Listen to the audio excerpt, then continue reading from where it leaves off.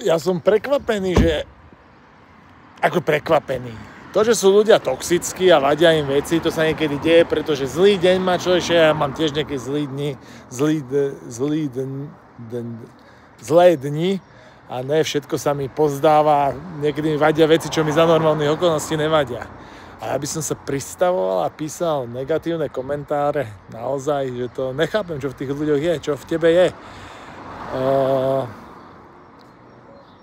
Pretože si myslím, že ako som povedal, že aj každý má sem tam zlý deň, ženy keď majú krámy, tak to vadí aj to, že partner nahlas dýcha, to poznáme, ale tým, že ti niečo vadí, že proste to neprekneš preč a že máš potrebu sa k tomu vyjadrovať a šíriť tú negativitu hlavne v sebe, mi príde také zatrpklé, víš, smutné, že ani sa nehnevám na teba, len ja nechcem že mi ťa je ľúto, lebo to môže znieť tak akože urážlivo, ale takže prečo to robíš? Ak to preklikni a žiť ďalej nejaký spokojnejší ten deň, alebo tak, že to je podľa mňa lepšie, ak písať hejterské komenty.